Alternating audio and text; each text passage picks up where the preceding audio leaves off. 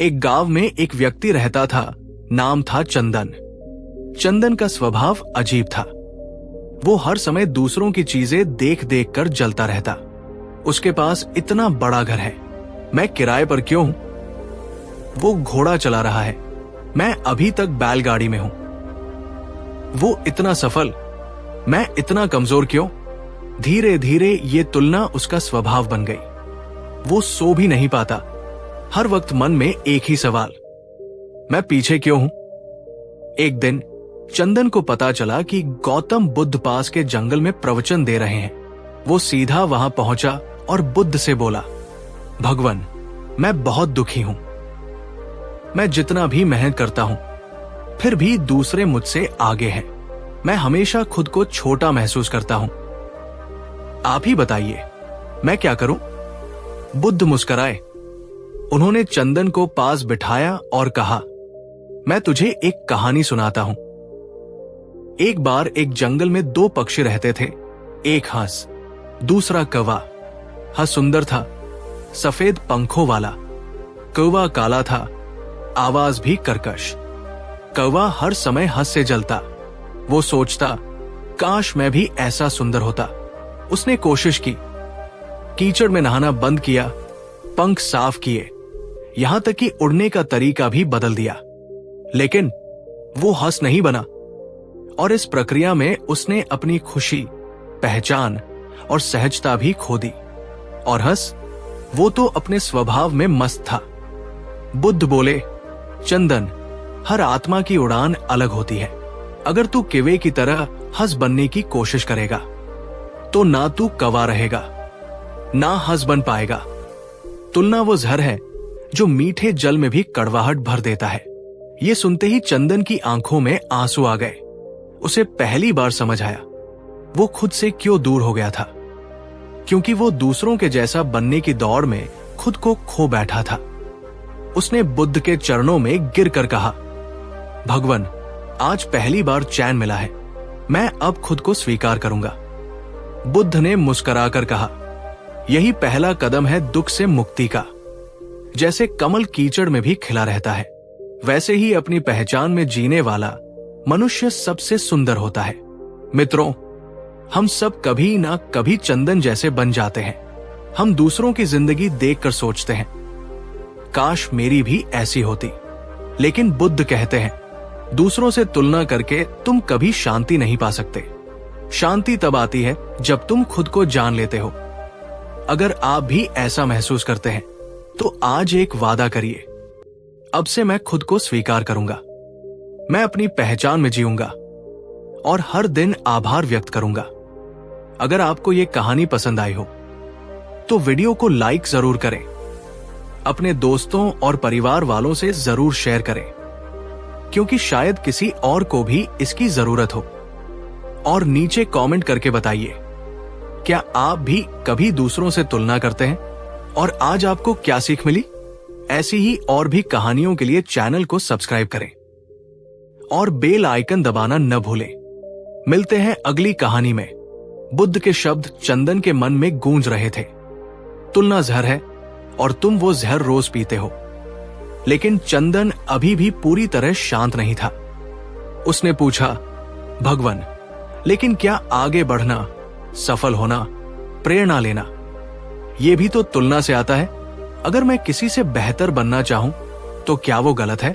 बुद्ध मुस्कुराए, लेकिन इस बार थोड़ा गंभीर हुए। उन्होंने जमीन से एक बीज उठाया और बोले, ये देखो चंदन, ये बीज अगर बांस का है तो ये आम का पेड़ नहीं बन सकता। लेकिन अगर ये बांस खुद से कहे, मैं बड़ा बनूंगा, लंबा बनूंगा, मजबूत बनूंगा अपने स्वभाव में, तो ये विकास है। लेकिन अगर यही बांस हर दिन आम के पेड़ की फलदार शाखाएं देख देख कर खुद को कोसने लगे, तो ये तुलना है और यही दुख की शुरुआत है। बुद्ध बोले, विकास भीतर की प्रेरणा से होता है, तुलना बाहर की नकल से। ये सुनकर चंदन पहली बार मुस्कुराया। तो क्या मैं खुद के जैसा बन सकता हूं, बिना किसी और से छोटा या बड़ा माने? बुद्ध ने सिर हिलाया, और यही तुम्हारा धर्म होगा।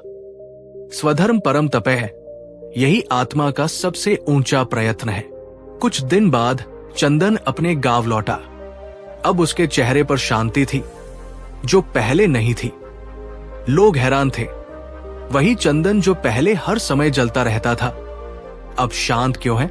उसके पड़ोसी ने ताना मारते हुए पूछा, क्या हुआ चंदन, अब किसी से जलना छोड़ दिया? चंदन मुस्कुराया, हाँ, अब मुझे दूसरों की आग में जलने की जरूरत नहीं। मैं अब अपना दीपक खुद जलाता हूं। कुछ महीनों में लोग चंदन की ओर खींचने लगे, क्योंकि अब वो तुलना नहीं करता था बल्कि प्रेरणा देता था। उसका जीवन उदाहरण बन गया और कई लोग बुद्ध के पास जाने लगे सिर्फ ये जानने की, मैं खुद में कैसे पूर्ण बनूं। एक दिन किसी ने बुद्ध से पूछा, भगवान, आप दुख की जड़ क्या मानते हैं? बुद्ध ने सिर्फ 2 शब्द कहे, तुलना और अपेक्षा। उन्होंने आगे कहा, जब तुम अपने भीतर के बीज को नहीं पहचानते तो तुम बाहर के पेड़ों की ओर देखकर रोते हो, लेकिन अगर तुम अपने बीज को पहचान लो तो तुम खुद एक वन बन सकते हो। इसलिए मित्रों, अगर आज भी आप सोशल मीडिया पर अपने दोस्तों की सफलता देखकर बेचैन हो जाते हैं, अगर आप सोचते हैं कि वो क्यों आगे है और मैं क्यों नहीं, तो एक पल ठहरिए और बुद्ध के ये शब्द याद करिए, जो खुद से प्रेम करता है वो किसी से तुलना नहीं करता, और जो तुलना करता है वो खुद से दूर चला जाता है। तुलना दुख की जड़ है। हर आत्मा की यात्रा अलग है। खुद को स्वीकार करना सबसे पहली मुक्ति है। विकास आंतरिक प्रेरणा से होता है, तुलना से नहीं। स्वधर्म का पालन ही आत्मा का कल्याण है। अगर ये कहानी आपके दिल को छू गई हो तो इस वीडियो को लाइक जरूर करें।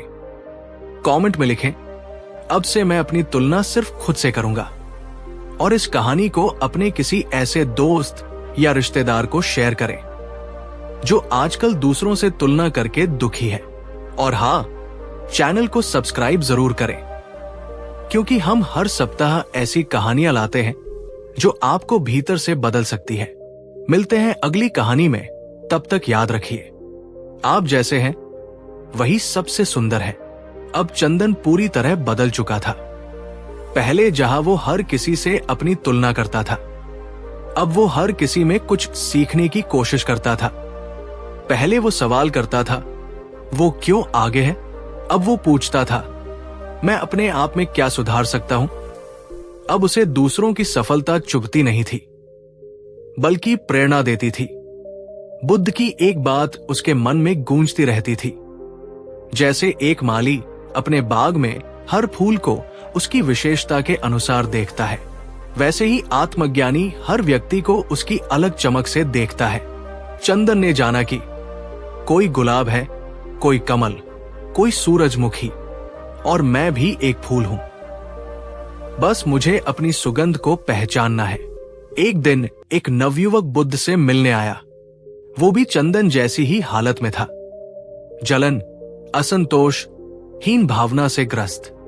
उसने पूछा, भगवान, सब कहते हैं खुद से प्रेम करो, लेकिन जब मैं खुद को कमजोर, असफल और दूसरों से पीछे पाता हूं, तो खुद से प्रेम कैसे करूं? बुद्ध शांत हुए। उन्होंने एक पत्थर उठाया और पूछा, अगर ये पत्थर सोने जैसा न चमके तो क्या ये व्यर्थ है? युवक बोला, नहीं, वो तो पत्थर है, उसका अपना उपयोग है। बुद्ध ने कहा, जैसे हर वस्तु की अपनी प्रकृति है, वैसे ही हर आत्मा की अपनी गति, रंग और संगीत होता है। जब तुम उस संगीत को सुनना शुरू करते हो, तब तुम दुख से मुक्त हो जाते हो, और जो व्यक्ति दुख से मुक्त हो जाता है वही ज्ञान में प्रवेश करता है। एक दिन चंदन ने बुद्ध से विदा मांगी। उसने कहा, भगवान, आपने मुझे वो दिया जो कोई धन, कोई तर्क, कोई दुनिया नहीं दे पाई। मुझे खुद से मिलवा दिया। बुद्ध ने आशीर्वाद दिया, जाओ चंदन, अब तुम अंधों की भी आंख बन सकते हो। जो तुमने जाना है वो बांटो, क्योंकि आत्मज्ञान सिर्फ पाने के लिए नहीं, देने के लिए होता है। और चंदन चल पड़ा। अब वो कोई साधारण इंसान नहीं था, बल्कि वो एक प्रकाशवान दर्पण था। जो दूसरों को उनका असली चेहरा दिखाता था। इस कहानी में एक बहुत बड़ी बात छिपी है। जब तक तुम खुद को पहचान नहीं लेते, तब तक तुम दूसरों की छाया में जीते हो। लेकिन जिस दिन तुमने अपनी रोशनी देख ली, उस दिन हर छाया मिट जाती है। याद रखो, तुलना दुख लाती है, स्वीकृति शांति लाती है और आत्म प्रेम मुक्ति की शुरुआत है। अगर ये कहानी आपके दिल में कहीं जाकर लगी हो तो इस वीडियो को लाइक जरूर करें और नीचे कमेंट में लिखें, अब से मैं खुद को ही अपना मानक बनाऊंगा। इस वीडियो को शेयर कीजिए उस इंसान से जो हमेशा दूसरों से खुद की तुलना करता है, क्योंकि शायद उसकी जिंदगी इस कहानी से बदल जाए। और हाँ, चैनल को सब्सक्राइब करना ना भूलें, क्योंकि हम लाते हैं ऐसी कहानियां जो मन को छूती है और आत्मा को जगाती है।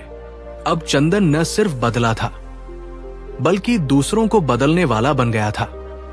वो अब गांव में बच्चों को पढ़ाता, बुजुर्गों की सेवा करता और हर उस व्यक्ति को सुनता जो खुद से परेशान था। लोग उससे कहते, तू पहले जैसा नहीं रहा चंदन, अब तुझमें बुद्ध की झलक दिखती है। और चंदन बस मुस्कुराता, बुद्ध बाहर नहीं, अंदर मिले हैं। अब वो लोगों को यही समझाता, दूसरों की दौलत, सुंदरता, सफलता की परछाई में मत भटको, अपने भीतर का दीपक जलाओ। एक दिन एक छोटा बच्चा आया। उसने मासूमियत से पूछा, चंदन काका, क्या मैं भी बुद्ध बन सकता हूं? चंदन ने मुस्कुराकर जवाब दिया, बुद्ध कोई नाम नहीं, कोई इंसान नहीं, बुद्ध एक स्थिति है। जब तुम अपने भीतर की तुलना, ईर्ष्या, डर और क्रोध को छोड़ दोगे, तब तुम भी बुद्ध बन जाओगे। वो बच्चा बोला, लेकिन वो कैसे होगा? चंदन ने धीरे से उसके सीने पर हाथ रखकर कहा, यही एक दीपक है। जब तुम रोज उसे सच्चाई, प्रेम और मौन से जलाओगे, तब तुम खुद को देख पाओगे। और जिस दिन तुमने खुद को पहचान लिया, समझ लेना बुद्ध जाग गए। बच्चा चुप था, लेकिन उसकी आंखों में चमक थी। ये कहानी सिर्फ चंदन की नहीं है, ये कहानी हम सब की है, क्योंकि कहीं ना कहीं हम सब चंदन जैसे हैं। कभी फेसबुक पर स्क्रॉल करते हुए, कभी इंस्टाग्राम पर दूसरों की लाइफ देखकर, या ऑफिस, स्कूल, मोहल्ले में जब भी हम सोचते हैं काश मैं भी ऐसा होता, तब हम खुद से दूर हो जाते हैं। और यहीं से शुरुआत होती है असली दुख की। लेकिन रुकिए, बुद्ध कहते हैं हर व्यक्ति के भीतर ही उसका समाधान है, बस आंखें बाहर से हटाकर भीतर की ओर मोड़नी है। जब तुम अपने ही जीवन की यात्रा को समझने लगते हो, तब तुलना मिट जाती है और तुम खुद में पूर्ण हो जाते हो। अगर आप इस कहानी में खुद को कहीं न कहीं महसूस कर पाए हो, अगर कभी आपने भी दूसरों से खुद की तुलना करके खुद को छोटा समझा हो, तो आज से एक वादा करिए, अब मैं खुद को ही अपना मापदंड बनाऊंगा। मैं अपनी गति, अपनी दिशा और अपने रंग को स्वीकार करूंगा। मैं भीतर के दीपक को जलाऊंगा हर दिन। अगर आप तैयार हैं, तो नीचे कमेंट में सिर्फ एक शब्द लिखिए, जागरण, और इस कहानी को शेयर कीजिए उस दोस्त को, उस भाई को, उस बहन को जो आज खुद से लड़ रहा है। और हां, इस चैनल को सब्सक्राइब जरूर करें, क्योंकि अगली कहानी शायद आपकी आत्मा को फिर छू जाए। एक सुबह सूरज की पहली किरण जैसे ही चंदन के चेहरे पर पड़ी, वो ध्यान में बैठा था। अब वो ध्यान उसके लिए अभ्यास नहीं था, वो उसकी दूसरी सांस बन चुकी थी। उस मौन में उसे कोई शब्द नहीं सुनाई दिया, लेकिन एक अनुभव हुआ, जैसे भीतर कोई दरवाजा खुल गया हो और उस दरवाजे के उस पार कोई नहीं था, सिर्फ वो खुद था, अपनी पूर्णता में। उसी क्षण चंदन मुस्कुराया, अब मुझे किसी से तुलना करने की जरूरत नहीं, क्योंकि मैं अब स्वयं को जान गया हूं। और जब इंसान स्वयं को जान लेता है, तो दुनिया उसे पहचानने लगती है। प्रिय दर्शक, आप भी चंदन हैं। फर्क सिर्फ इतना है, आपने अभी तक खुद को पूरी तरह पहचाना नहीं है। दुनिया रोज आपको किसी और जैसा बनने को कहती है, लेकिन बुद्ध कहते हैं जब तुम खुद की तरह जीते हो तब जीवन एक उत्सव बन जाता है।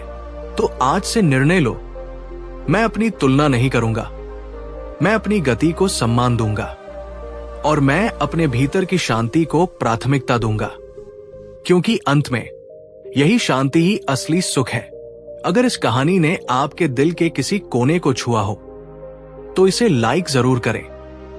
नीचे कमेंट में लिखिए, मैं पूर्ण हूं जैसा मैं हूं, और इस वीडियो को उस व्यक्ति तक जरूर पहुंचाएं जो अंदर से टूटा है और खुद से नाराज है। ये सिर्फ एक कहानी नहीं, एक अलार्म है जो आपको नींद से जगाता है और कहता है तुम जैसे हो वैसे ही अनमोल हो। और हां, अगर आप ऐसी और कहानियों से अपनी आत्मा को सींचना चाहते हैं तो चैनल को सब्सक्राइब करें और अगली कहानी में हम फिर मिलेंगे एक और रोशनी के साथ। चंदन अब जंगल में नहीं रहता था, वो भीड़ में था, लेकिन भीड़ में भी अकेला नहीं था, क्योंकि अब उसका ध्यान बाहर नहीं भीतर था। वो पहले भी चलता था, लेकिन तब निगाहें दूसरों की चाल पर होती थी। अब भी चलता है, लेकिन निगाहें खुद की आंतरिक यात्रा पर होती है। एक दिन किसी ने पूछा, चंदन क्या तुम अब सुखी हो? उसने कहा, नहीं, अब मैं सुखी नहीं, मैं शुद्ध हूं। और यही सबसे बड़ा सुख है। मित्रों, अब मैं आपको आमंत्रण देता हूं एक छोटी सी मौन यात्रा पर। आंखें बंद करें, एक गहरी सांस लें और अपने भीतर एक सवाल करें, मैं क्यों दूसरों से तुलना करता हूं? फिर कुछ पल रुके। अब पूछिए, अगर दुनिया में कोई और ना होता, सिर्फ मैं होता, तब क्या मैं अपने आप से संतुष्ट होता? और अब एक अंतिम सवाल, क्या मैं खुद को वैसे ही स्वीकार कर सकता हूं जैसे मैं हूं, बिना बदलाव, बिना तुलना? अगर इन सवालों के जवाबों में थोड़ा भी मौन, थोड़ा भी प्रेम, थोड़ा भी अपनापन मिला हो तो समझ लीजिए आपका पहला कदम बुद्ध बनने की ओर उठ चुका है। यह कहानी सिर्फ सुनने के लिए नहीं थी, जीने के लिए थी।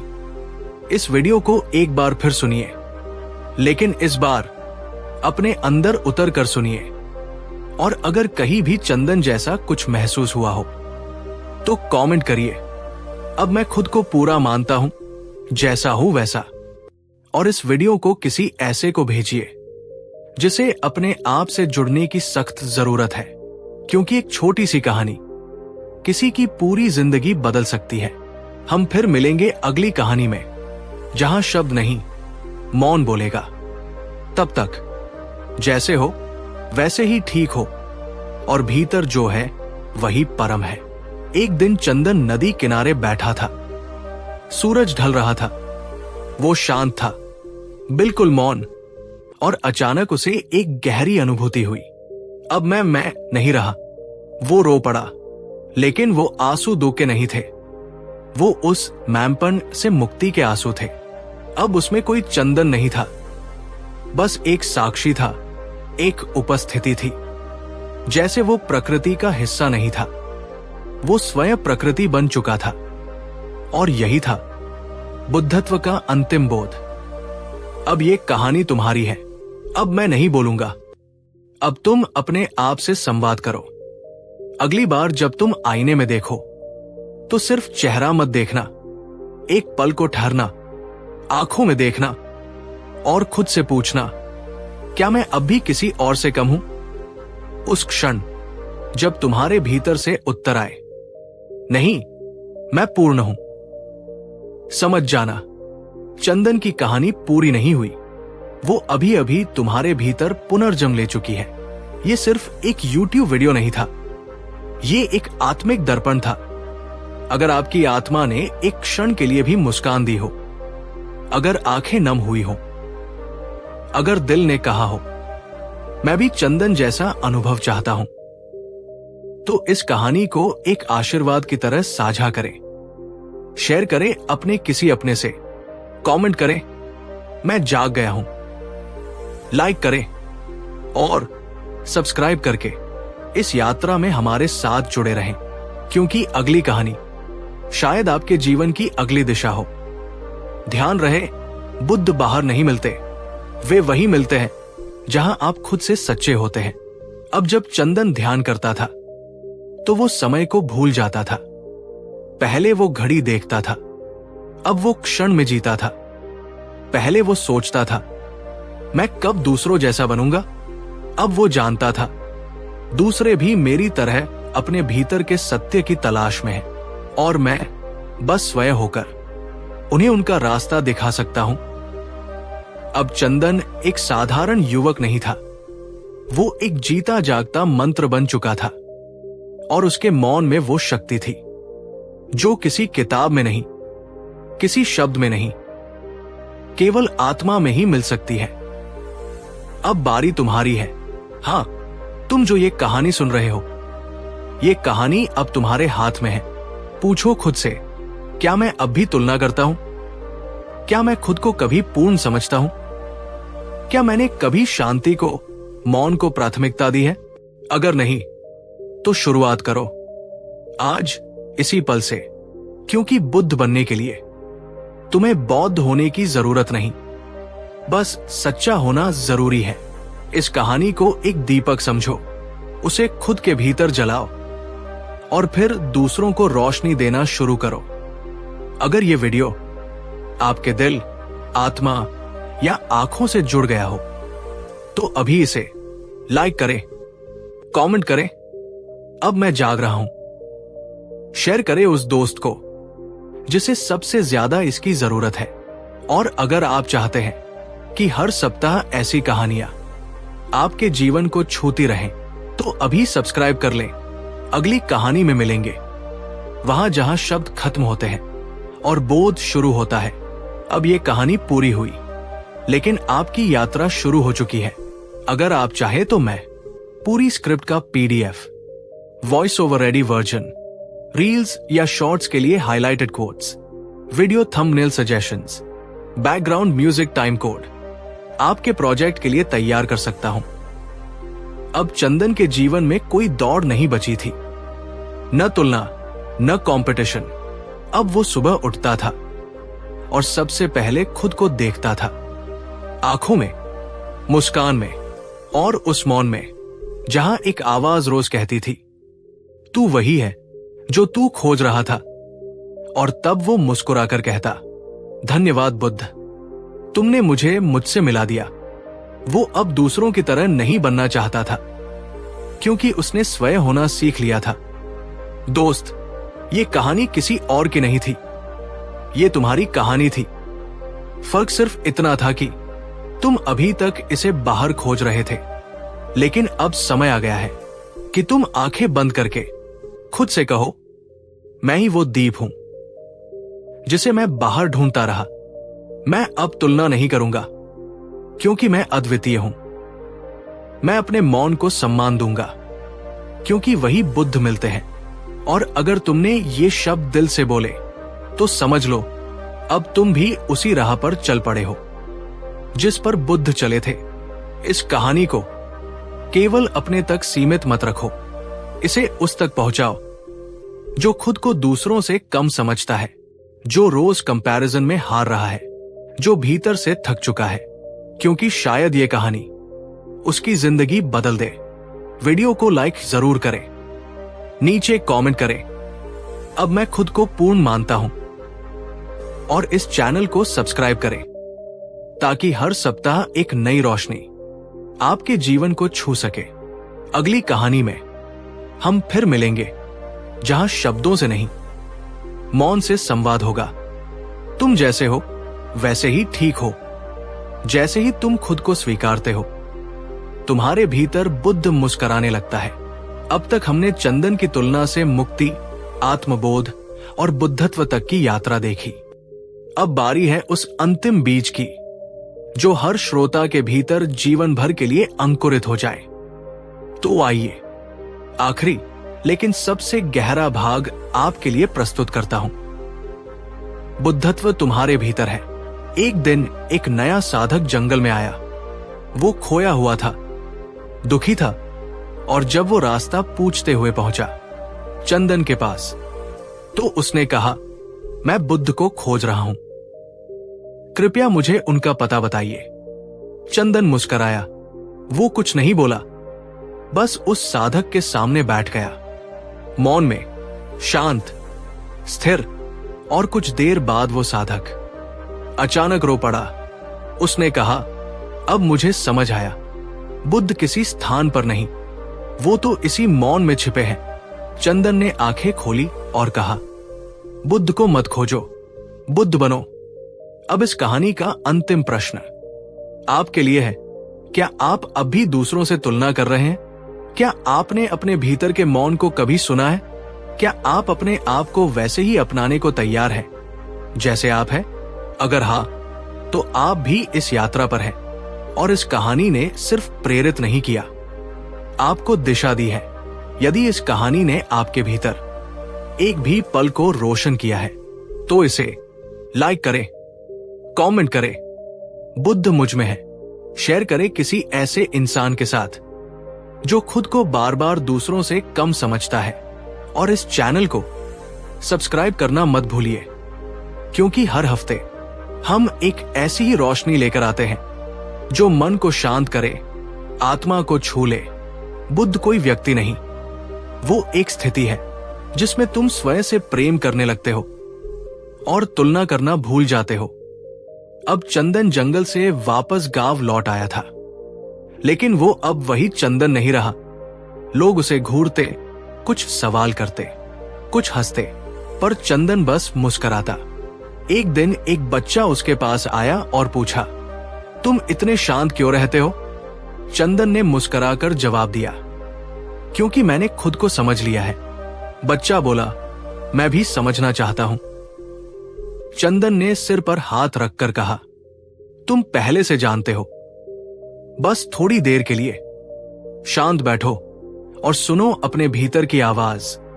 मेरे प्यारे दर्शक, अगर इस पूरी कहानी में आपने कहीं भी कुछ महसूस किया हो, भीतर कोई कंपन, कोई मौन, कोई शांति, तो जान लीजिए ये सिर्फ कहानी नहीं थी, ये आपकी आत्मा की पुकार थी।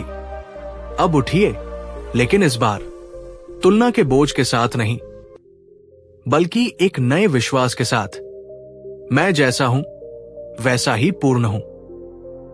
क्योंकि जब आप ये मान लेते हैं, तभी सच्चा बुद्धत्व जन्म लेता है। अगर इस कहानी ने आपकी आत्मा के किसी कोने को छू लिया हो, तो कृपया इसे लाइक करें, कमेंट करें, अब मैं भीतर जाग रहा हूं। शेयर करें उस व्यक्ति को जिसे लगता है कि वो दूसरों से कम है। और अगर आप हर सप्ताह ऐसी ही कहानियों के माध्यम से आत्मिक यात्रा पर चलना चाहते हैं, तो सब्सक्राइब करें इस चैनल को, क्योंकि यहां हम केवल कहानी नहीं सुनाते, हम आत्मा को जगाते हैं। जिस दिन तुमने खुद को दूसरों से तुलना करना बंद कर दिया, उसी दिन तुमने बुद्ध के साथ चलना शुरू कर दिया। अब सच में ये अंतिम भाग था, लेकिन आपकी यात्रा यही नहीं रुकती। अगर आप चाहे तो अगली कहानी शुरू करें।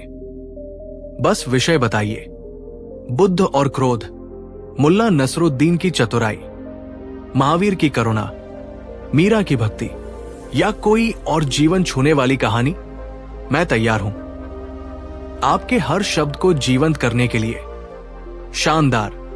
तो अब हम शुरू करते हैं, बुद्ध और क्रोध। जब एक क्रोधित व्यक्ति बुद्ध के सामने फट पड़ा, एक ऐसी यूट्यूब कहानी जो न सिर्फ दर्शकों के मन को छुएगी, बल्कि उनके भीतर के क्रोध को भी शांति में बदल देगी।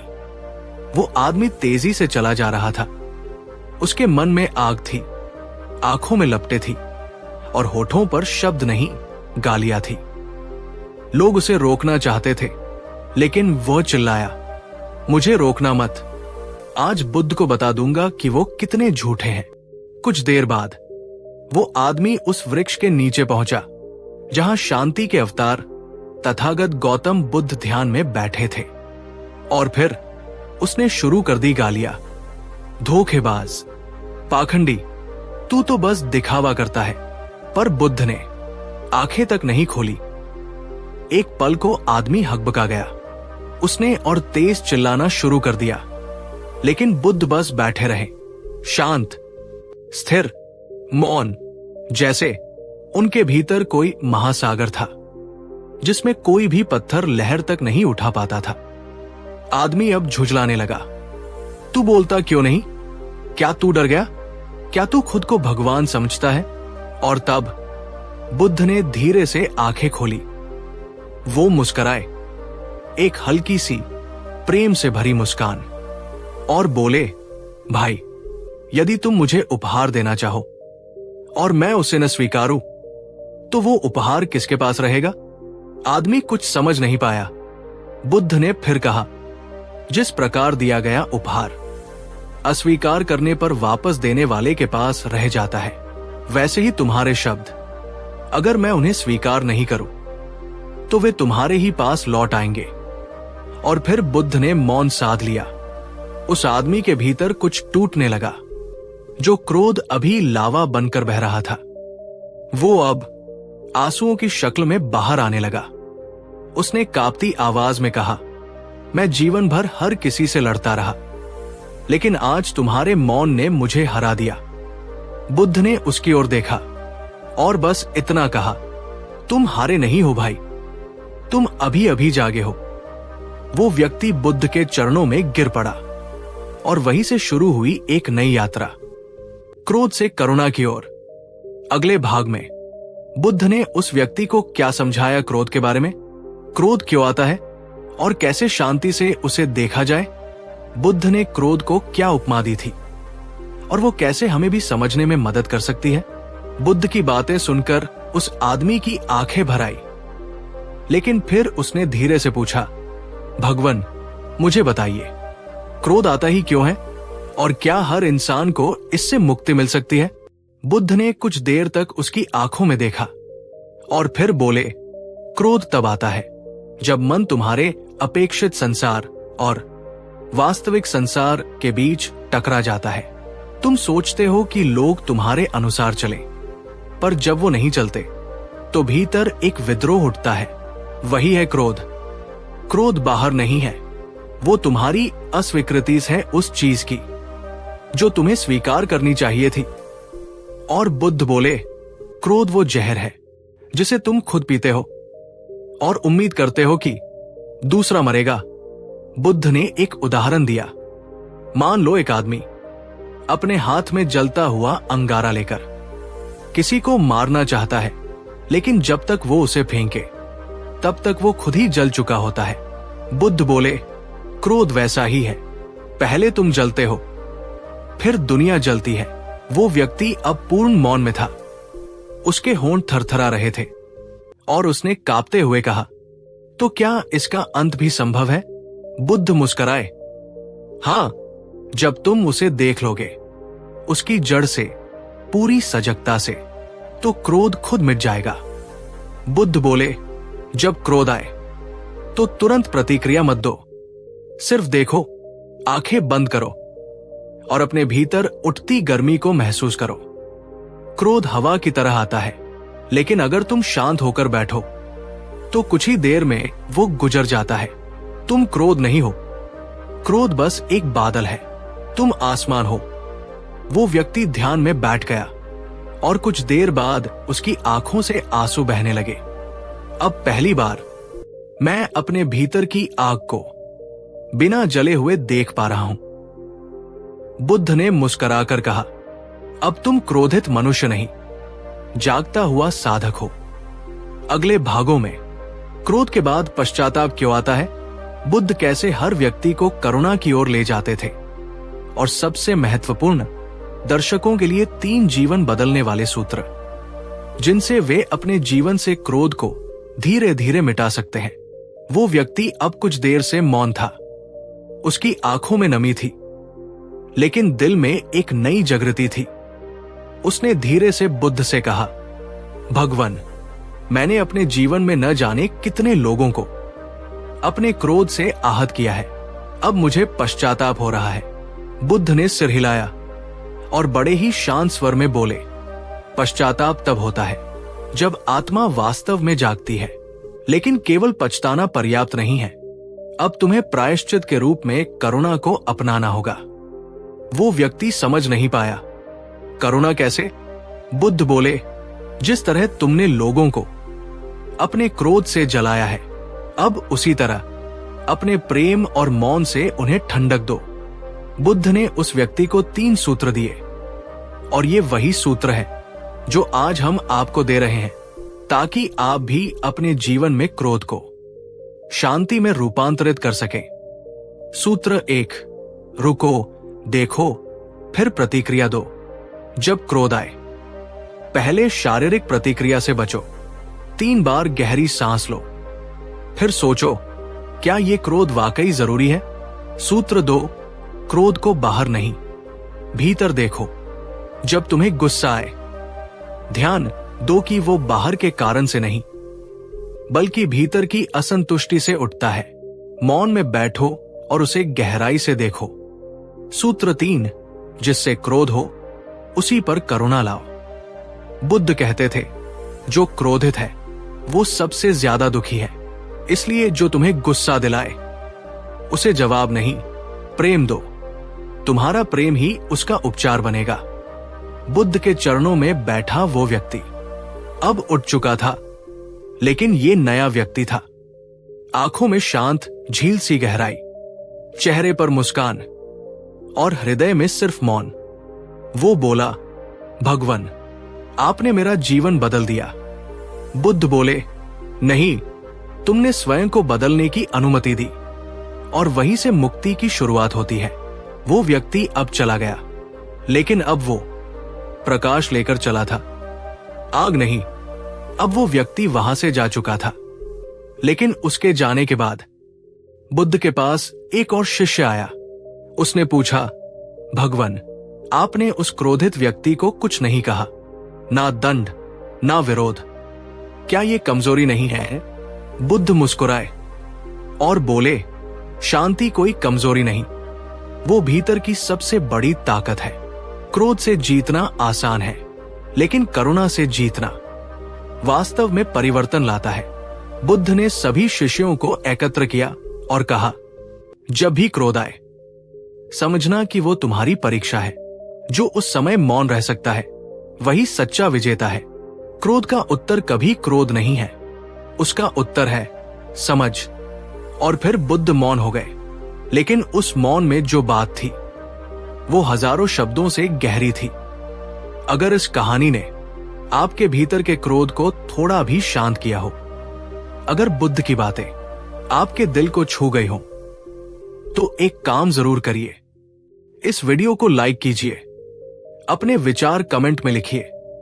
आपको इस कहानी का कौन सा भाग सबसे ज्यादा गहराई से छू गया, और शेयर कीजिए, ताकि कोई और भी जो अभी क्रोध से जूझ रहा है उसे भी मिल जाए शांति का ये दीपक। और हां, अगर आप ऐसी और कहानियां सुनना चाहते हैं तो सब्सक्राइब जरूर कीजिए।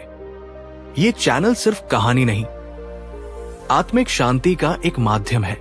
क्रोध तुम्हारे मन का तूफान है, लेकिन बुद्ध तुम्हारे भीतर का आकाश है। तूफान आएंगे, लेकिन आकाश कभी नहीं डगमगाएगा। बुद्ध की वो सीख केवल उस व्यक्ति के लिए नहीं थी, वो सीख हर उस इंसान के लिए थी जो कभी क्रोधित हुआ है, जो कभी टूटा है, जो खुद से भी नाराज रहा है। और आज वो आपसे भी कह रहे हैं, तुम जो हो उससे परे देखो। तुम क्रोध नहीं हो, तुम चेतना हो। ये कहानी अब पूरी हो रही है, लेकिन इसका प्रभाव शायद आपके जीवन भर के अनुभवों को बदल सकता है। क्या कभी आपने अपने क्रोध से किसी को खोया है? क्या आप भी अपने भीतर शांति की खोज में हैं? तो नीचे कमेंट में बस एक शब्द लिखिए, मुक्ति, और देखिए कितने लोग हैं जो आपके साथ हैं इस यात्रा में, इस खोज में। और यदि आपने ये पूरी कहानी देखी है तो यकीन मानिए, आप अब साधारण दर्शक नहीं रहे, आप अब साधक हैं। और ये चैनल आपका आध्यात्मिक संग है। इस कहानी को देखने, सुनने और समझने के लिए हम आपका दिल से आभार प्रकट करते हैं। कृपया इसे अपने प्रियजनों के साथ जरूर शेयर करें, ताकि ये शांति, ये करुणा और ये बोध हर घर पहुंचे। बुद्ध चले गए, लेकिन उनके शब्द आज भी क्रोध में जलते दिलों में शांति की वर्षा बनकर बरसते हैं। बस बताइए, अगली यात्रा किस दिशा में ले चले? बिल्कुल, आपका समर्पण देखकर लग रहा है ये सिर्फ एक कहानी नहीं रही, बल्कि एक साधना बन गई है। अब मैं आपको इस कथा का आखिरी मोती देता हूं, एक ऐसा अंत जो आपके दर्शकों के मन में लंबे समय तक गूंजता रहेगा। कहानी अब पूरी हो चुकी है, लेकिन बुद्ध की बातें, बुद्ध का मौन और बुद्ध की आंखों की शांति अभी भी हमारे साथ है। जब हम इस कहानी को दोबारा याद करेंगे तो शायद हमें कोई क्षण याद आएगा जब हमने भी क्रोध में कुछ खो दिया था, शायद किसी प्रिय को ठेस पहुंचाई थी, शायद खुद को ही। लेकिन इस कहानी ने हमें यह दिखाया कि बदलाव संभव है, कि हम अपने भीतर ही क्रोध से करुणा की यात्रा शुरू कर सकते हैं। चलिए इस कहानी के अंत में हम सब मिलकर एक छोटा सा मौन ध्यान करें। बस अपनी आंखें बंद करें, गहरी सांस लें और छोड़े। अब एक वाक्य को मन ही मन दोहराइए, मैं क्रोध नहीं हूं, मैं शांति हूं। फिर से, मैं क्रोध नहीं हूं, मैं करुणा हूं। और अब धीरे धीरे आंखें खोलिए। अगर ये कहानी आपके मन को छू गई हो, अगर ये अभ्यास आपके भीतर कुछ बदल गया हो, तो बस एक शब्द कमेंट में लिखिए, मैं शांति हूं। और देखिए ये चैनल कैसे एक ध्यानमयी परिवार बन जाता है। लाइक, सब्सक्राइब, शेयर, लेकिन प्रेम से। अगर इस कहानी ने आपको सुकून दिया हो तो इसे किसी ऐसे इंसान के साथ जरूर साझा करें जो आजकल परेशान है, गुस्से में है, दुखी है। और चैनल को सब्सक्राइब करना मत भूलिए, क्योंकि अगली कहानी में हम आपको फिर मिलाएंगे बुद्ध से एक नए प्रश्न के साथ। बहुत समय पहले की बात है, कौशल नामक राज्य में एक राजा राज करता था। नाम था उसका महानंद। वो नाम से ही नहीं, अपने विचारों से भी महान कहलाना चाहता था। लेकिन उसकी महानता के पीछे छिपा था एक बहुत बड़ा अहंकार। उसे लगता था कि जिसके पास धन है, जिसकी बात सब सुनते हैं, जो चाहे कर सकता है, वही भगवान होता है। राजा के पास सोने की थाली में भोजन आता था। उसकी सेवा में 100 दासियां होती थी। उसके लिए फूलों से बिछाया जाता था रास्ता। हर सुबह सूरज निकलने से पहले राजा खुद को शीशे में देखकर कहता, मैं अमर हूं, मैं सब जानता हूं, मैं ही इस धरती का राजा नहीं, मैं भगवान हूं। एक दिन राज दरबार में सभा चल रही थी। मंत्रीगण उसकी तारीफों में लगे थे, लेकिन एक वृद्ध और विद्वान मंत्री खड़ा हुआ। नाम था उसका आर्यदेव। वो बोला, महाराज, आप धन में महान हो सकते हैं, पर क्या आपने बुद्ध से भेंट की है? राजा चौंका। बुद्ध, वो सन्यासी जो घर छोड़कर जंगलों में भटकते हैं? आर्यदेव ने कहा, हां, वही, जिन्होंने अहंकार त्याग कर ज्ञान पाया। आपने संपत्ति पाई है, उन्होंने स्वयं को खोकर परम सत्य पाया है। राजा चुप हो गया, बाहर से शांत, पर भीतर से उसका अहंकार कांप गया था। राजा महानंद ने सोचा, अगर वो सच में ज्ञानी है तो मैं ही क्यों झुकूं? वो ही आकर मुझसे मिले। लेकिन प्रजा और दरबारियों के कहने पर राजा ने अपने हाथियों, सेनाओं और सेवकों के साथ बुद्ध से मिलने का निश्चय किया।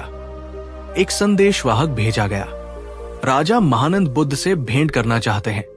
बुद्ध ने मुस्कुराकर जवाब दिया, अगर वो सच में जानना चाहते हैं तो बिना तामझाम के आए, सिर्फ मन लेकर। राजा को यह सुनकर क्रोध आया, पर भीतर से कुछ टूटा भी। अहंकार फिर बोला, देखो, वो मुझसे बात करने की शर्त रखता है, ये तो मेरा अपमान है। पर आत्मा धीरे से बोली, शायद अब समय है सीखने का। राजा साधारण वस्त्र पहनकर गुप्त रूप में बुद्ध के आश्रम पहुंचा। वहां कोई सोने का सिंहासन नहीं था, ना बाजे, ना स्वागत। बस एक पेड़ के नीचे शांत बैठे थे बुद्ध। एक सरल मुस्कान, गहरी आंखें और मौन। राजा ने देखा, बुद्ध ने उसे देखा भी नहीं। राजा बोला, क्या आप नहीं जानते मैं कौन हूं? बुद्ध बोले, मैं जानता हूं। तुम वही हो जो नहीं जानते कि तुम कौन हो। राजा हक्का बक्का रह गया। राजा बोला, मैं राजा हूं। मेरे पास सेना है, सोना है, राज्य है। और तुम्हारे पास क्या है? बुद्ध बोले, मेरे पास है शांति, ज्ञान और वो आत्मा जो किसी का गुलाम नहीं। राजा बोला, मैं तुम्हें अपने राज्य का गुरु बना सकता हूं। बुद्ध मुस्कुराए, जो खुद का राजा बन चुका है वो और किसी का सेवक क्यों बने? राजा को जैसे आघात लगा। उसका अहंकार अब चीख रहा था, लेकिन बुद्ध का मौन उसे धीरे धीरे तोड़ रहा था। बुद्ध का एक एक वाक्य राजा के भीतर किसी तूफान की तरह गूंज रहा था। जो खुद का राजा बन चुका है वो और किसी का सेवक क्यों बने? राजा पहले बार किसी के सामने बिल्कुल चुप हो गया था। वो कह नहीं पा रहा था, क्योंकि अब तक उसका बोलना ही उसका अस्त्र था। लेकिन बुद्ध के मौन ने उसके सारे शब्द छीन लिए। राजा धीरे से घुटनों पर बैठ गया। उसने अपनी राजसी टोपी नीचे रख दी। मैंने हमेशा सोचा था कि जो झुकता है वो छोटा होता है, लेकिन आज समझ आया, जो झुकता है वही बड़ा होता है। बुद्ध ने धीरे से उसकी ओर देखा, न मुस्कुराए न बोले, बस उनकी आंखों में वो करुणा थी जो केवल एक ज्ञानी में होती है। राजा ने पूछा, भगवन, क्या अहंकार बुरा है? बुद्ध बोले, अहंकार वो चादर है जो आत्मा के प्रकाश को ढक देती है। ये कहता है, मैं जानता हूं, मैं श्रेष्ठ हूं, मैं ही हूं। और जब मैं बहुत बड़ा हो जाता है तब सत्य के लिए कोई स्थान नहीं बचता। राजा ने सिर झुका लिया।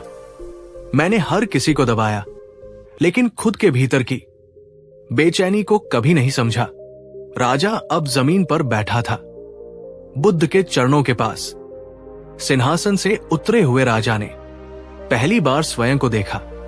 ना रथ, ना गहने, ना मंत्रियों की जयकार, सिर्फ एक इंसान जो जानना चाहता था, मैं कौन हूं? बुद्ध बोले, यही यात्रा की शुरुआत है। जब मैं सब जानता हूं मरता है, तब मुझे जानना है जन्म लेता है। राजा ने पूछा, क्या आप मुझे कोई उपदेश देंगे? बुद्ध बोले, नहीं, मौन ही सबसे बड़ा उपदेश है।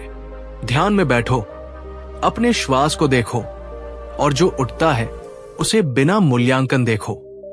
राजा ने आंखें बंद कर ली। कई वर्षों से उसका मन पहली बार शांत हुआ। ना सत्ता की भूख, ना दिखावे का बोझ, सिर्फ वर्तमान क्षण की चेतना। ध्यान से उठकर राजा ने कहा, मैं अब वापस जाकर लोगों को बताऊंगा कि असली साम्राज्य मन पर शासन करना है। बुद्ध ने कहा, अब तुम सच में राजा हो, क्योंकि तुमने अपने भीतर के अहंकार को पराजित किया है। अब जो शासक है वो प्रेम से राज करेगा। राजा वापस लौटा। उसने हर जगह ध्यान कक्ष बनाए। लोगों को उपदेश देने के बजाय मौन का अभ्यास सिखाया। उसने लिखा, पहले मैं चाहता था लोग मुझे याद रखें, अब मैं चाहता हूं कि लोग स्वयं को याद रखें। उसका राज्य अब केवल भूमि नहीं था, वो एक आध्यात्मिक भूमि बन चुका था, जहां बुद्धि नहीं बुद्धत्व बोला जाता था। अगर इस कहानी ने आपको अपने भीतर कुछ छू लिया हो तो कमेंट में लिखिए, मैं अहंकार नहीं, मैं आत्मा हूं। इसे किसी ऐसे इंसान से शेयर कीजिए जो अभी भी अहंकार के बोझ से जूझ रहा हो, ताकि उसे भी शांति मिले। और अगर आप ऐसी और कहानियां चाहते हैं तो चैनल को जरूर सब्सक्राइब करें, क्योंकि अगली बार हम मिलेंगे बुद्ध और लोभ की यात्रा पर। राजा अब हर सुबह ध्यान करता, साधु संतों को आमंत्रित करता, प्रजा को ज्ञान की बातें बताता। लेकिन एक दिन उसने बुद्ध को पत्र लिखा, हे तथागत, अब मेरे भीतर ना वो क्रोध है, ना घमंड। लेकिन एक प्रश्न अब भी रह गया है, क्या मैं पूर्णतया मुक्त हूं? बुद्ध ने जवाब में सिर्फ एक पंक्ति लिखी, जब तुम ये प्रश्न भी छोड़ दोगे तब तुम वास्तव में मुक्त हो जाओगे। राजा की आंखों से आंसू बहने लगे। मैं अब प्रश्न नहीं, मौन चाहता हूं। वो दिन आया जब राजा ने अपने नाम के साथ महानंद शब्द हटाया। अब वो कहलाता था नंद, जो केवल आनंद में स्थित है। उसने सिंहासन छोड़ा नहीं, पर अब उस पर बैठकर भी वो खुद को राजा नहीं, सेवक मानता था। अब कौशल का राज्य एक नई पहचान बन गया था, जहां ध्यान केंद्र, सत्य की सभा और प्रेम की भाषा बोली जाती थी। लोग अब मंदिर कम जाते थे और अपने भीतर झांकने ज्यादा। राजा नंद हर रोज एक ही बात कहता, ध्यान रखो, दुनिया जीतने से पहले अपना मन जीतना जरूरी है, और मन को जीतने का रास्ता अहंकार को पहचानने से शुरू होता है।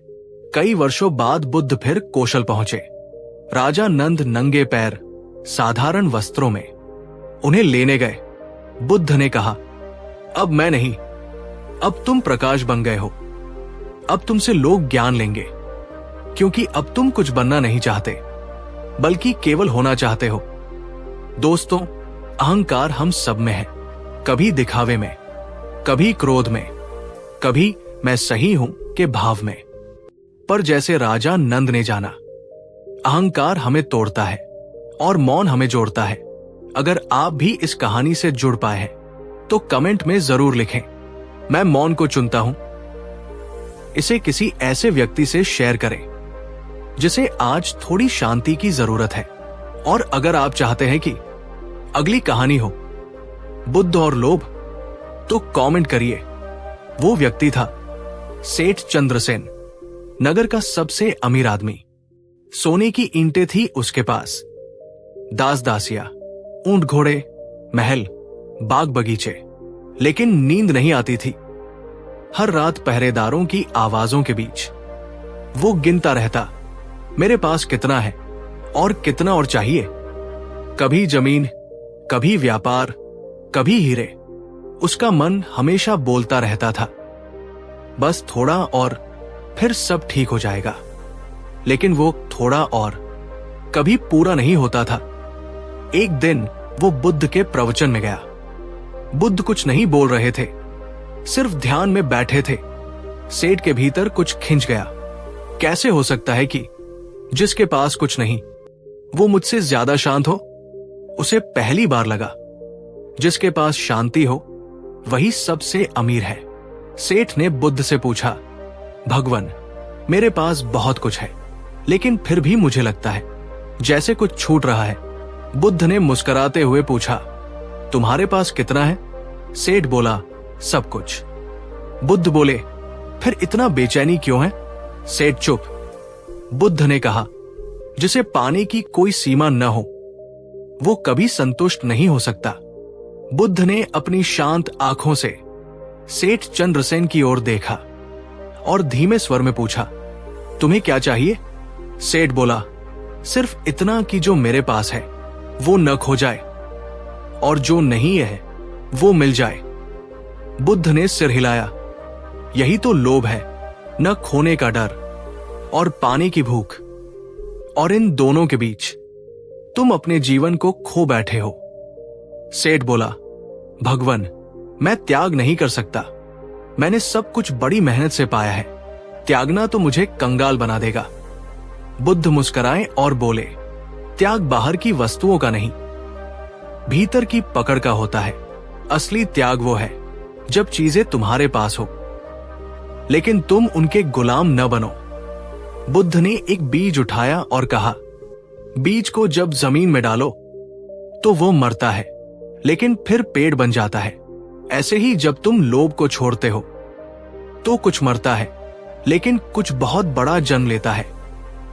उस रात सेठ ने निर्णय लिया, मैं बुद्ध के कहे अनुसार एक दिन जीकर देखूंगा। ना पाने की लालसा, ना खोने का डर, सिर्फ जो है उसमें संतोष। उसने किसी को हुक्म नहीं दिया, किसी से मोलभाव नहीं किया, सिर्फ सबके साथ बैठा, धीरे धीरे खाया और खुद को देखा। वो दिन कुछ अलग था। मन में एक हल्कापन था। वो दौड़ नहीं रहा था, बल्कि पहली बार जी रहा था। अगली सुबह सेठ फिर बुद्ध के पास पहुंचा।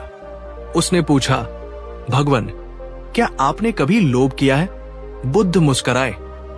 हां, एक समय था जब मैं भी चाहता था ज्ञान, सिद्धियां, समाधि, नाम। लेकिन फिर समझ आया, जब तक प्यास है तब तक पानी भी जहर बन जाता है। जैसे ही मैंने ये सब पाने की इच्छा छोड़ी, तब बोधि वृक्ष के नीचे प्रकाश हुआ। क्योंकि जब लोभ मरा, तभी बुद्ध जन्मा। क्या आप चाहेंगे कि मैं अगले भाग 8 से ये कहानी और आगे बढ़ाऊं? अब कहानी उस मोड़ पर जा रही है जहां सेठ की चेतना में बड़ा परिवर्तन आता है और वहां से कहानी गहराई पकड़ती है।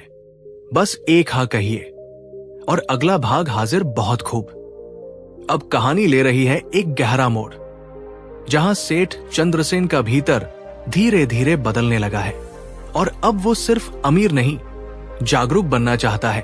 अब सेठ को न तो हीरे अच्छे लगते थे, न जमीन की बातों में रस आता था। वो हर रोज बुद्ध के पास बैठता, ध्यान करता और बस एक बात दोहराता, मैं खुद को जानना चाहता हूं। लेकिन एक दिन उसके सबसे बड़े सेवक ने कहा, सेठ जी, अब व्यापार ढीला पड़ रहा है। लोग कहने लगे हैं कि आप सन्यासी हो गए। सेठ मुस्कुराया और बोला, नहीं, मैं अब वो बन रहा हूं जो मैं हमेशा से था, लेकिन भूल गया था। एक रात सेठ को सपना आया। वो फिर से महलों में है और कोई कह रहा है, अगर तुम ध्यान छोड़ दो तो हम तुम्हें सोने की खान दे सकते हैं। सेठ की आंख खुली। वो पसीने से तर था। उसने खुद से पूछा, क्या मेरे भीतर अभी भी लोभ बचा है? अगली सुबह उसने बुद्ध से यही पूछा। बुद्ध ने मुस्कुराकर कहा, जब तक प्रश्न है तब तक लोभ का बीज बाकी है। लेकिन ध्यान रखो, जिस बीज को तुम पानी नहीं दोगे, वो बीज खुद सूख जाएगा। उस दिन से सेठ ने अपने महलों के दरवाजे खोल दिए। गरीबों को भोजन मिलने लगा, बीमारों को दवाएं, संतों को आश्रय। लेकिन अब दान प्रदर्शन के लिए नहीं, बल्कि भीतर की संतुष्टि के लिए था। बुद्ध ने उसे देखा और कहा, अब तुम दे रहे हो क्योंकि तुम्हारे पास कुछ बचा नहीं, सिर्फ प्रेम है। एक दिन सेठ ध्यान में बैठा था। बुद्ध उसके पास आए और बिना कुछ कहे उसके पास बैठ गए। काफी देर बाद बुद्ध बोले, अब तुम सचमुच अमीर हो गए हो, क्योंकि अब तुम्हारे पास कोई इच्छा नहीं बची, और जो इच्छा से मुक्त हो वही पूर्ण रूप से स्वतंत्र होता है। अब सेठ बोलता कम था, सुनता ज्यादा। पहले जो उसकी नजरों में सिर्फ नौकर थे, अब वो उन्हें अपने ही जैसे जीव मानता। कभी जो भोजन में सो पकवान होते थे, अब बस एक कटोरी खिचड़ी में वो परम स्वाद ढूंढ लेता। एक बार किसी ने पूछा, सेठ जी, आप इतने शांत कैसे हो गए? सेठ मुस्कुराया और बोला, क्योंकि अब मेरे पास कुछ खोने लायक नहीं है। बुद्ध बोले, ध्यान रखना चंद्रसेन, लोभ सिर्फ दौलत का नहीं होता, सम्मान का भी होता है, ज्ञान का भी, और यहां तक कि मोक्ष का भी। सच्चा संत वही है जो कुछ भी पाने की इच्छा से पूर्ण मुक्त हो जाए। सेठ ने पूछा, तो फिर जीने का उद्देश्य क्या है? बुद्ध ने उत्तर दिया, होना जैसे फूल खिलता है और किसी से कुछ नहीं मांगता, वैसे ही अपने भीतर खिले रहो। एक दिन सेठ ध्यान में बैठा था। न कोई विचार, न कोई आकांक्षा, बस श्वास की गति थी और भीतर गूंजता हुआ मौन। अचानक कुछ हुआ, जैसे कोई पर्दा गिरा हो, और जो शेष बचा वो सिर्फ होना था। सेठ ने आंखें खोली और पहली बार कहा, अब समझा, जिसे मैं बाहर खोज रहा था वो हमेशा से मेरे भीतर था। बुद्ध ने उसे देखा और कहा, अब तुम सेठ नहीं, सार्थक हो गए हो, क्योंकि अब तुम्हारा जीवन सिर्फ तुम्हारा नहीं रहा, अब वो दूसरों के लिए प्रकाश बन गया है। उस दिन से लोग उसे बुलाने लगे सार्थक भद्र, अर्थात वो जो जीवन को सार्थक बना चुका हो। दोस्तों, इस कहानी का सार बहुत गहरा है। लोभ सिर्फ धन का नहीं होता, कभी रिश्तों का, कभी तुलना का, कभी और थोड़ा पाने का। लेकिन बुद्ध कहते हैं, जहां इच्छा समाप्त होती है वहीं से जीवन शुरू होता है। अगर आपको ये कहानी स्पर्श कर गई हो तो कमेंट करें, मैं संतोष को चुनता हूं, और किसी ऐसे को जरूर भेजें जो अभी भी थोड़ा और की दौड़ में खोया हो। अब नगर में लोग उसे सेठ नहीं, सार्थक भद्र कहकर बुलाते थे। वो जो कभी दौलत का गुलाम था, अब दूसरों के लिए मुक्ति का रास्ता बन चुका था। वो बच्चों को प्रेम से पढ़ाता, गरीबों को अपंत्व से सहलाता, और सबसे बड़ी बात, हर किसी को ध्यान करना सिखाता। उसके महल अब आश्रम बन चुके थे। जहां पहले सोना चमकता था, अब वहां भीतर का प्रकाश फूटता था। एक बार एक व्यापारी उनके पास आया और बोला, भद्र जी, मैं आपको देखकर प्रेरित हूं, मैं भी सब कुछ छोड़ना चाहता हूं। सार्थक भद्र मुस्कुराए, नहीं, छोड़ना नहीं, पहले जागना सीखो, क्योंकि जो जाग जाता है उसे कुछ छोड़ने की जरूरत ही नहीं पड़ती, वो खुद ही मुक्त हो जाता है। एक दिन बुद्ध फिर से वहां आए। सार्थक भद्र उनके चरणों में झुका। बुद्ध बोले, अब तुम मेरे शिष्य नहीं, मेरे साथी हो, क्योंकि अब तुम भी वही कर रहे हो जो मैंने किया, लोगों को स्वयं की ओर मोड़ना। और फिर दोनों मौन हो गए, क्योंकि कुछ बातें शब्दों से नहीं, मौन से कही जाती हैं। दोस्तों, लोभ की इस कहानी में हमने देखा कि जिसने सब कुछ पाया था, उसने अंत में जाना कि सच्चा खजाना भीतर की शांति है। बुद्ध कहते हैं, लोभ वो आग है जो जितना जलाओ उतनी बढ़ती है। लेकिन यदि तुम पल भर रुक जाओ और खुद से पूछो, क्या जो है वो पर्याप्त नहीं है, तो शायद तुम्हारा जीवन बदल सकता है। अगर आप चाहते हैं कि जीवन में सच में शांति आए, तो आज से ही एक छोटा अभ्यास शुरू करें। रोज 5 मिनट ध्यान करें, बस सांसों को देखें और कहें, मैं पर्याप्त हूं। अगर आपको यह कहानी पसंद आई हो तो कृपया लाइक करें, कमेंट करें, मैं लोभ से मुक्त होता हूं, और इसे उन दोस्तों से शेयर करें जो अभी भी दौड़ में हैं और थक चुके हैं। और हां, इस चैनल को सब्सक्राइब करना न भूलें, क्योंकि अगली कहानी आने वाली है, बुद्ध और मोह। जब एक मां अपने मरे हुए बेटे को लेकर बुद्ध के पास पहुंची, ये कहानी न सिर्फ आंसू लाएगी, बल्कि आपको मोह की गहराई से बाहर निकालकर स्वीकृति और शांति की ओर ले जाएगी। किसा गौतमी, एक सुंदर, शांत, विनम्र स्त्री, उसका इकलौता बेटा, उसकी पूरी दुनिया था। वो उसके लिए जीती थी, हर सांस उस बेटे के नाम थी। लेकिन एक दिन वो बेटा बुखार से तपता हुआ मां की गोद में ही दम तोड़ गया। किसा गौतमी ने चीख लगाई, नहीं, ये नहीं हो सकता, मेरा लाल नहीं मर सकता। उसने उसके शरीर को झिंझोड़ा, रोई, चिल्लाई, लेकिन बेटा चुप रहा। किसा गौतमी ने उसके शव को गोद में उठाया और गांव गांव, द्वार द्वार भटकने लगी। मुझे कोई ऐसा डॉक्टर बता दो जो मेरे बेटे को फिर से जिंदा कर दे। लोग पहले चौंके, फिर अफसोस जताया, फिर धीरे धीरे मुंह मोड़ने लगे। वो कहती रही, किसी को तो कोई दवा जरूर होगी। एक बूढ़ी औरत ने आखिर में कहा, तू बुद्ध के पास जा बेटी, अगर कोई कर सकता है तो वो वही है। किसा गौतमी बुद्ध के पास पहुंची, आंखों में आंसू, गोद में बेटे की लाश।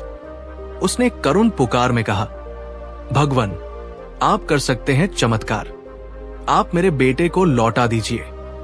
बुद्ध ने उसकी ओर गहराई से देखा, कुछ पल मौन रहे, फिर बोले, हां, मैं तुम्हारे बेटे को जीवन दे सकता हूं, लेकिन एक शर्त है किसा गौतमी ने आशा से पूछा, क्या शर्त है? मैं कुछ भी करूंगी। बुद्ध बोले, जा, गांव गांव जा और मुझे ऐसा एक सरसों का बीज लाकर दे जो किसी ऐसे घर से हो जहां कभी कोई मरा न हो। क्या आप चाहेंगे कि मैं आगे लिखूं?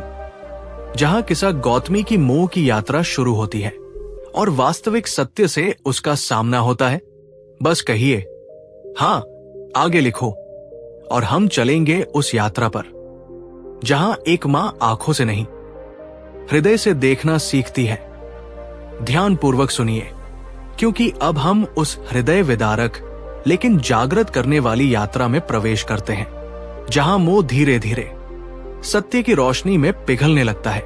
किसा गौतमी उस मरे हुए बच्चे को गोद में उठाकर हर दरवाजे पर जाकर कहने लगी, मुझे सिर्फ एक मुट्ठी सरसों चाहिए, लेकिन शर्त है वो उस घर से हो जहां कोई मरा न हो। पहला घर आया, लोग सहानुभूति से मुस्कुराए, सरसों भी देने को तैयार हुए। लेकिन जब उसने शर्त दोहराई, क्या इस घर में कभी कोई मरा है? गृहिणी की आंखें भर आई। हाँ बहन, मेरा पति 2 साल पहले चला गया। किसा गौतमी चुपचाप आगे बढ़ गई। दूसरे घर में एक वृद्धा थी।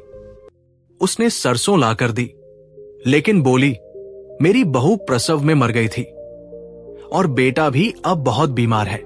तीसरे घर में मां थी, पर वो कह रही थी, मेरी बेटी 3 साल की थी, अब नहीं रही। हर बार किसा गौतमी को बीज मिल जाता, लेकिन शर्त टूट जाती। हर दरवाजा एक नया आंसू देता, हर घर एक दर्द का दर्पण बनता। सूरज ढलने लगा, गांवों की गलियां सुनसान होने लगी। किसा गौतमी अब भी बेटे को गोद में लिए बैठी थी, पर अब उसकी आंखों में सिर्फ आंसू नहीं थे, अब वहां मौन था। वो सोचने लगी, तो क्या दुख सिर्फ मेरा नहीं है? क्या मौत हर दरवाजे पर दस्तक देती है? वो धीरे धीरे समझने लगी कि जिस पीड़ा में वो डूबी थी वो सबकी थी। रात हो गई थी।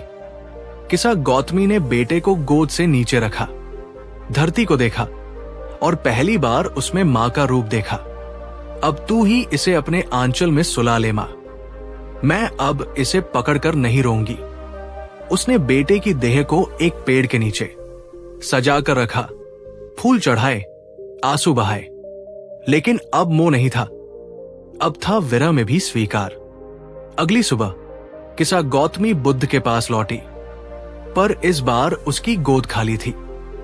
बुद्ध ने कुछ नहीं पूछा, वो मुस्कुराए और बोले, अब तू समझ गई? किसा गौतमी ने धीरे से सिर हिलाया। हाँ भगवान, मृत्यु कोई दुर्घटना नहीं है, ये जीवन की सबसे सच्ची बात है।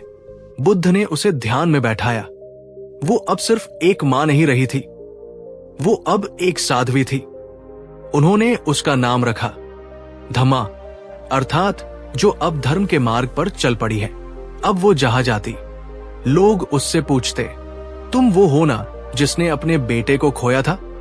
और वो मुस्कुराकर कहती, नहीं, मैं वो हूं जिसने मोह को खोया था और खुद को पा लिया। अब धम्मा गांव गांव जाती, माओं से मिलती, उनसे कहती, मैं भी तुम्हारी तरह थी, रोती थी, पकड़कर बैठी थी। लेकिन फिर मैंने बुद्ध से देखा, मोह कोई प्रेम नहीं, एक बंधन है। और जब मैंने उस बंधन को देखा, तभी मैं सच में मुक्त हुई। लोग उसे सुनते, उससे गले लगते और कुछ न कहकर भी हल्के हो जाते। एक दिन एक मां अपने बच्चे की मृत्यु से टूट चुकी थी। वो धम्मा से लिपटकर बोली, मैं नहीं जी पाऊंगी, मेरा बच्चा चला गया। धम्मा ने उसकी आंखों में देखा और उसी स्नेह से कहा, तुम्हारा बच्चा नहीं गया, उसका शरीर गया है, लेकिन उसका प्रेम तुम्हारे भीतर अब करुणा बन गया है। उसे रोकर नहीं, प्रकाश बनकर जियो।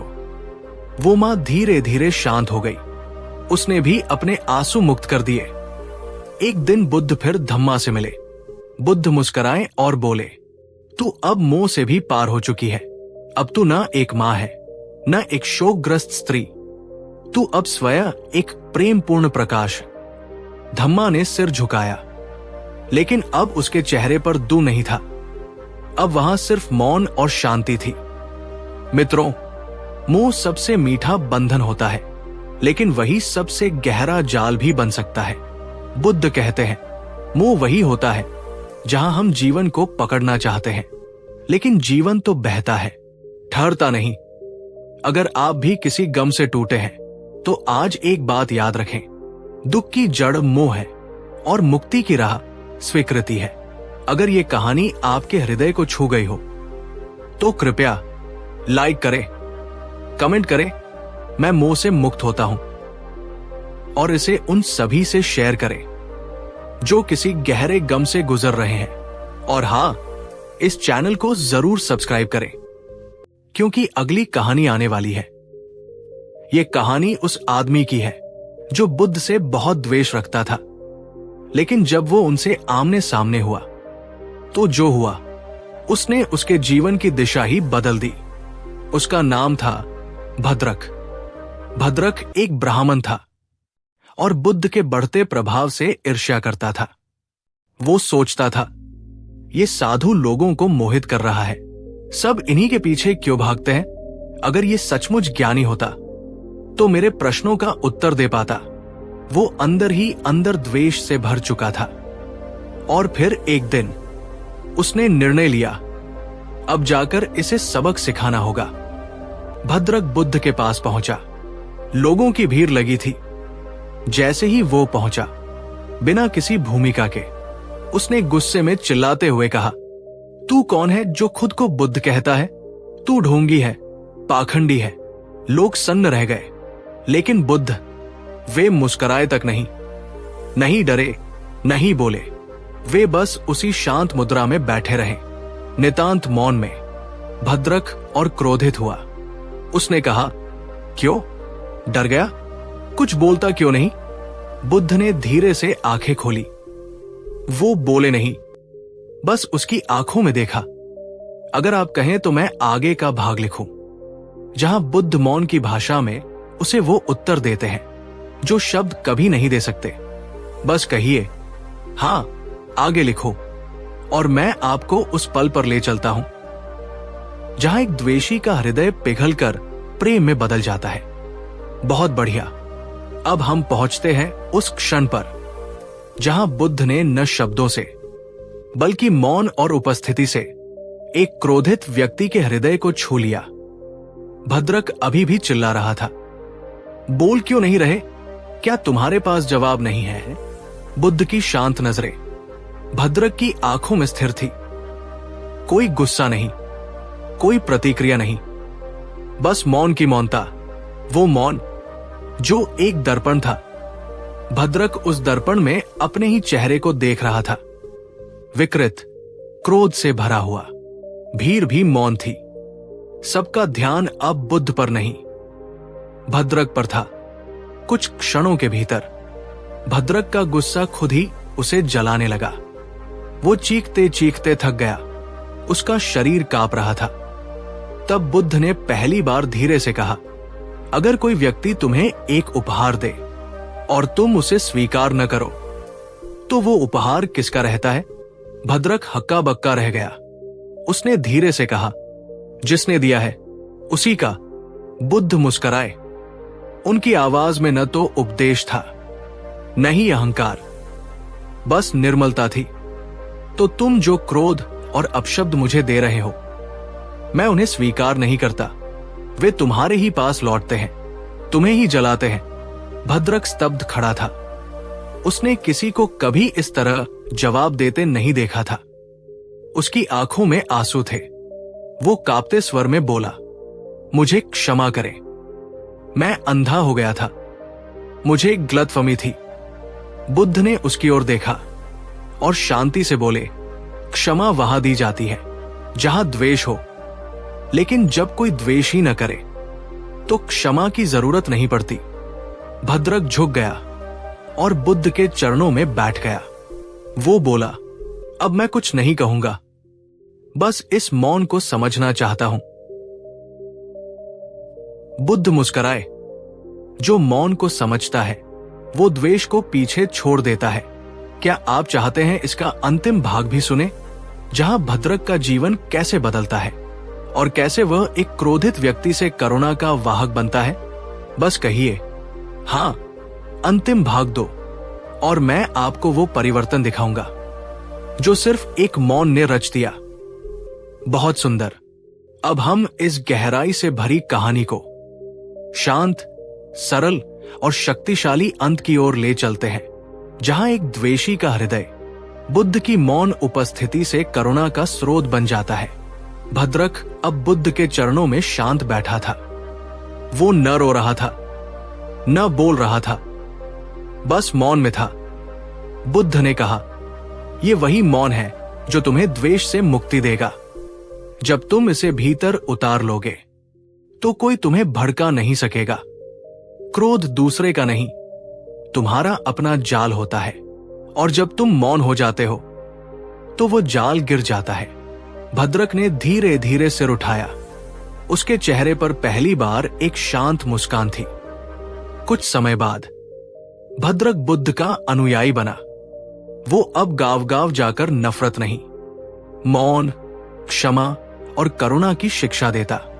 लोग उससे पूछते, क्या तुम वही हो जो पहले बुद्ध को गालियां देता था? वो मुस्कुराकर कहता, हाँ, और उसी गाली ने मुझे वो मौन दिया जो आज मेरा सबसे बड़ा धन है। मित्रों, जीवन में हम सभी को कभी न कभी द्वेष, आलोचना या अपमान झेलना पड़ता है, लेकिन बुद्ध हमें सिखाते हैं हर अपशब्द एक उपहार है, जिसे आप स्वीकार करें या न करें, वो आपके हाथ में है। क्रोध को नहीं काटता, क्रोध को मौन ही पिघला सकता है। अगर आपको ये कहानी छू गई तो कृपया लाइक करें, कमेंट करें। मैं द्वेष को मौन से शांत करूंगा और इसे उन लोगों तक पहुंचाएं जो आज किसी क्रोध या द्वेष में जल रहे हैं।